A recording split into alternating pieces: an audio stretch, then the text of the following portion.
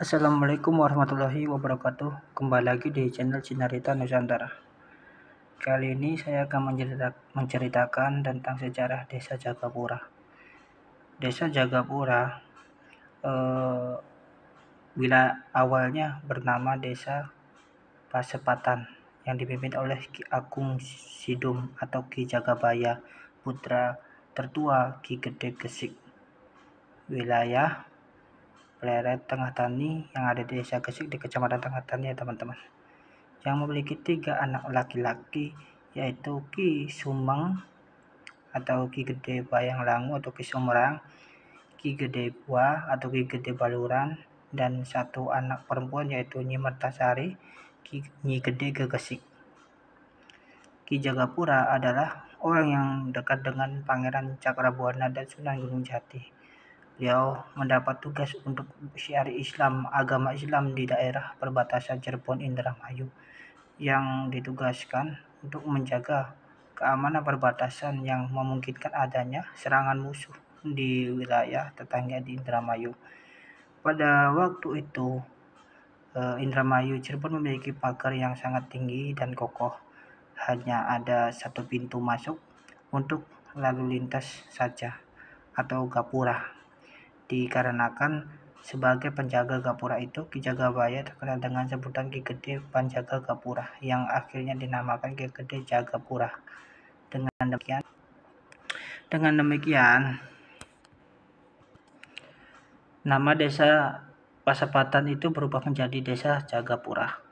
Dahulu kala saat Cirebon berperang melawan Raja Galuh yang dimenangkan oleh pasukan Cirebon, Ki Jagabaya ikut serta dengan gagah berani memperkuat pasukan Cirebon. Setelah meninggal dunia, Ki Gede Jagapura tidak dimakamkan di wilayah Jagapura. Ada di sebuah riwayat yang menceritakan bahwa di mana Ki Gede Jagapura dimakamkan di Asana Gunung Jati atau di Desa Bungko. Ki Gede Jagapura pernah datang di Bungko untuk mencoba kesaktian atau mengayomi Ki Gede Bungko. Tetapi Ki Gede Jagapura terdesak atau kasoran karena terperosok ke dalam lumpur, lalu pinggang Ki Gede Jagapura dihantam oleh Ki Gede Bungko dengan menggunakan dayung. Ki Gede Jagapura kemudian melarikan diri menuju Keraton Cirebon. Namun terlebih dahulu beliau menjatuhkan tongkatnya di luar lokasi peperangan. Kemudian besar tongkat itu yang dikuburkan di wilayah Bungko. Oleh karena itu, setiap tahun warga Jagapura mengadakan kunjungan ke makam Ki Gede Jagapura, baik di Asana Gunung Jati maupun di Desa Bungko. Di samping itu, ada adat istiadat Mapak Sri, pesta rakyat, upacara nebus wetengan 7 bulanan masih dilaksanakan sebagian besar masyarakat Jagapura hingga sekarang. Bekas peninggalan Ki Gede Jagapura yang masih ada diantaranya terletak di 1. Selokan Pasepatan terletak di pekarangan Masjid Jami Desa Jagapura. 2. Sumur Kejayaan di sudut barat daya alun-alun di depan SD Jagapura gitu. 3. Sumur Bandung di Desa Jagapura Lor. Di tempat itu dahulunya sering dipergunakan untuk musyawarah para pangeran Cirebon dalam mempersiapkan taktik dan siasat menghadapi berbagai kemungkinan serangan musuh. Sejalan dengan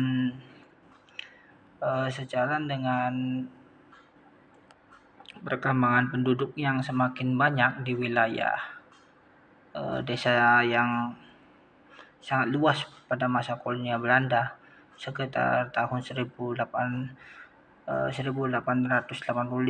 Desa Jagapura yang terletak di sekitar Desa Gegesik ini dibagi menjadi 2 bagian, yaitu Desa Jagapura Lor dan Desa Jagapura Kidul. Pada tahun 1982, Desa Jagapura Lor dibagi kembali menjadi Jagapura Lor dan Desa Jagapura Kulon. Selanjutnya pada tahun 1983, Desa Jagapura Kidul dibagi kembali menjadi Desa Jagapura Kidul dan Desa Jagapura Wetan. Dengan demikian, Desa Jagapura seluruhnya terbagi menjadi 4 desa, yaitu Desa Jagapura Lor, Desa Jagapura Kidul, Desa Jagapura Kulon, dan Desa Jagapura Wetan. Adapun sejarah Desa Jagapura Wetan menurut salah satu tokoh masyarakat yang bernama Pak Minem menceritakan bahwa Desa Jagapura adalah salah satu desa yang terletak di wilayah Kecamatan Gegesik. Desa Jagapura juga merupakan sebuah desa yang menghubungkan antara wilayah Cirebon dan Indramayu. Desa Jagapura sendiri masih dominan dalam bidang pertanian. Desa Jagapura terjadi pemekaran yang menggolongkan desa tersebut menjadi 4 desa. Walaupun ada juga beberapa yang menjadi khas dari Desa Jagapura tersebut, akan tetapi mayoritas penduduk kebanyakan berprofesi sebagai petani. Karena dahulunya Desa Jagapura memang sebuah pesawahan yang luas, tanpa adanya pemukiman satupun. Sebelumnya, benar atau tidaknya, dahulu Desa Jagapura itu hasil dari sayembara, karena pada zamannya Desa Jagapura belum ada satu rumah, hanya ada suatu perkampungan kecil di wilayah perbatasan Cirebon Indramayu yang dengan Blok Tegal. Blok Tegal adalah suatu wilayah perbatasan antara Cirebon dan Indramayu. Dalam cerita yang ditelisik bahwasannya Blok Tegal adalah suatu wilayah yang terdapat banyak para jago merah, atau pada zamannya sekarang disebut para algojo. Di wilayah tersebut banyak para penjaga yang memanfaatkan tempat tersebut dijadikan sebagai tempat perjudian dan tempat hiburan bagi para laki-laki. Dengan adanya wilayah tersebut, dibuat resah. Akhirnya dari tingkat gede wilayah Cirebon membuat sebuah sayembara untuk mengusir para algojo dari wilayah tersebut.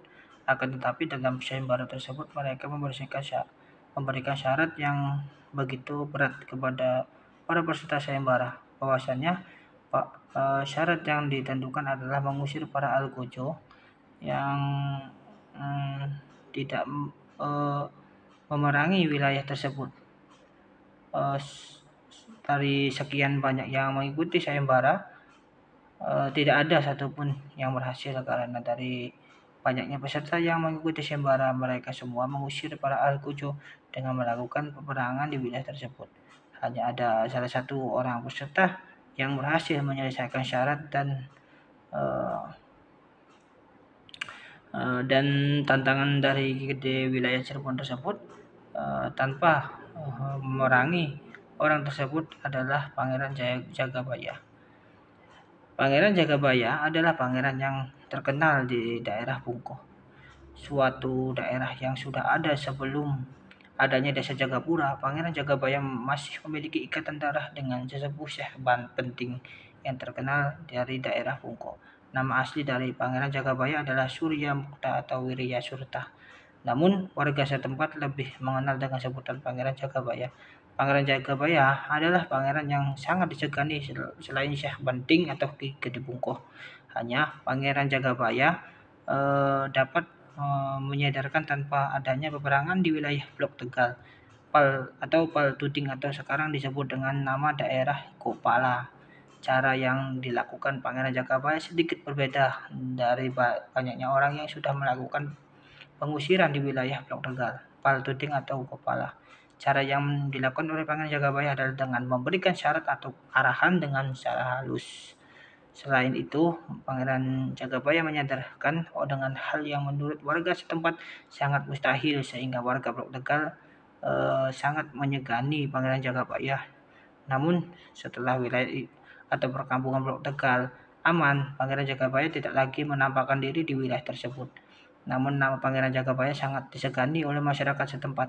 Dari info tersebut yang kami dapatkan, nama Jagapura didapat dari nama Pangeran Jagabaya. Namun benar atau tidaknya, kami belum dapat memastikan bahwasanya nama Jagapura didapat dari nama Pangeran Jagabaya.